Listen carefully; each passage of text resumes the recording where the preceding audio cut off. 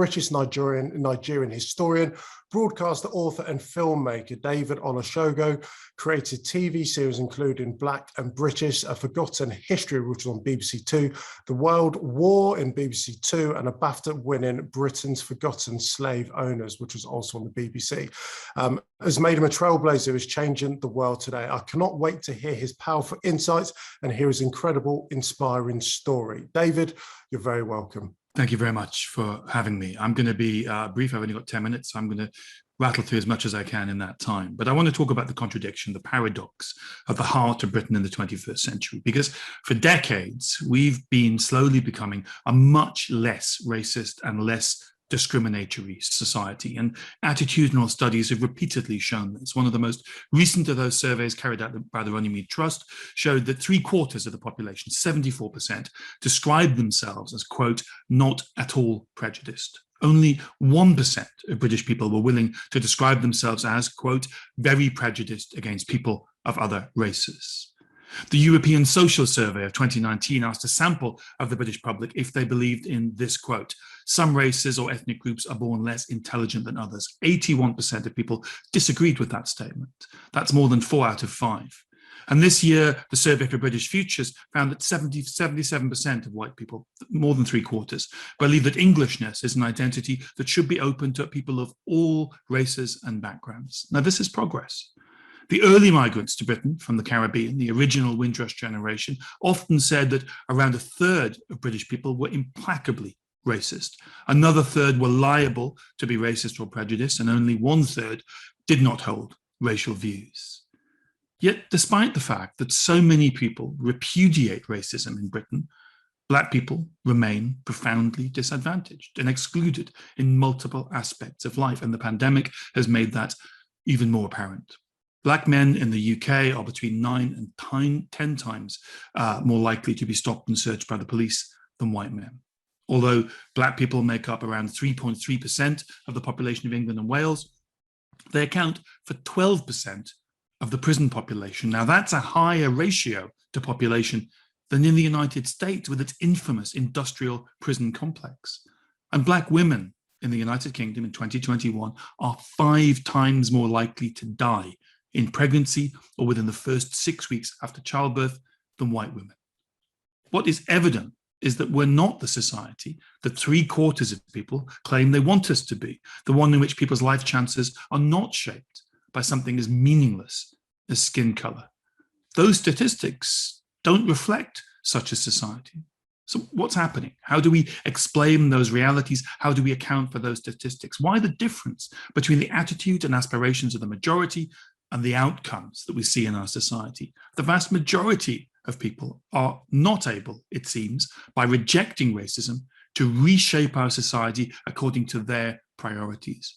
That majority who do not want to live in a society in which life chances are determined by skin color, I'm afraid we have to recognize an unpleasant fact. What we've done up until now has not worked. It's only got us so far. Despite our repudiation of racial prejudice, our society remains one in which race plays a determining role in the life chances and the outcomes of our fellow citizens. Now, part of what's going on is contained within the same statistics I began with. 81% of people in Britain disagree with the statement, some races or ethnic groups are born less intelligent than others. Now, what that means, obviously, is that 19%, almost 1 in 5 people, believe that race has a bearing on intellect, despite there being absolutely no evidence to suggest that, and despite literally centuries of attempts by race scientists to prove some sort of correlation between race and intelligence. And there are other statistics that are even more depressing. In 2019, a sample of British people were asked if they agree with this quote: some races or ethnic groups are born, and I stress born, harder working than others. 38% of people in the UK said yes. Now, that's a biological racial idea about born innate capacities. And what that means is if you're Black and British, 1 in 5 people that you meet or might interact with on a given day hold racial biological views from the 19th century that suggest that you're less intelligent. More than 1 in 10 people believe that you are not and can never be English. And of course, that's not just 1 in 10 or 1 in 5 of the people you might bump into in the street. That's 1 in 5 or 1 in 10 police officers, or potential employers who might read your CV or interview you or become your boss and determine how good you are at your job. That's a lot of people, very, very much a minority, but still enough to do great harm to our society. But there's another way of explaining what's going on, and that is that the majority of people who do reject racism and do their best to act in ways that aren't influenced by those ideas from the 19th century and the 18th century, and who are determined to be unracist, that their aspirations only get us so far. Being unracist, evidently, demonstratively, has not been enough. One of the most important ideas that's now being discussed and debated more widely than ever since 2020 and the murder of George Floyd is the idea of structural racism. Now, structural racism, like almost every idea to come out of the study of race, is being deliberately distorted and misrepresented. Structural racism does not, as the tabloids will tell you, mean hyper-racism. It's not a way of saying our society is irredeemably racist. It's not an attack on white people or on the country. What it argues is that race, one of the most powerful ideas ever created, and now hundreds of years old, exists deep within the fabric of our society in ways that are often difficult to recognize. Racism is concealed within cultures and practices and conventions that unintentionally, unwittingly, often discriminate against people of color. It exists in our subconscious, and that's true of all of us, whatever our race. The idea of race, the idea of black inferiority and white superiority, is structural, historians will tell you, because it was constructed. It was built, it was made, it was invented, it was propagized, it was spread around the world by men who wanted to use it to defend slavery and then empire. It was repurposed multiple times. It was given the armor of illegitimate, fake science. Vast amounts of money, billions of hours of effort and ingenuity were poured into creating the stereotypes that were used to justify slavery and empire, and those stereotypes worked their way into the cultural fabric of our society so deeply that they outlived the slavery and the empires that they were invented to justify and defend. And those stereotypes that were born in the 17th or the 18th or the 19th centuries are with us today. They became part of popular culture. They were transmitted from generation to generation, and they remain lingering in the subconsciousness and the collective subconsciousness of all of us. Because to be brought up in a racialized society is to imbibe these ideas, whether we like it or not. Just as to be brought up in a misogynistic society is to subconsciously, no matter what we might wish to be the case, internalize the misogyny all around us. This is not a personal assault on individuals. It is a reality that we are acculturated to our societies, and our societies have been affected by these ideas like race and misogyny. Understanding that race is structural is not an attack on a society, as it's often mischaracterized. It's an intellectual tool to help us demolish an idea that was built and propagated by men who have been in their graves for centuries.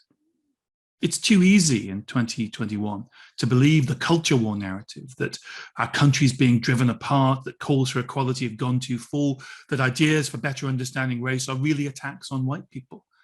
But if you turn off the constant drumbeat of Westminster and the tabloids, and instead listen to what's happening within companies and organizations, what you realize is that this is a moment of enormous social change, perhaps even a shift of consciousness, without doubt, a generational moment.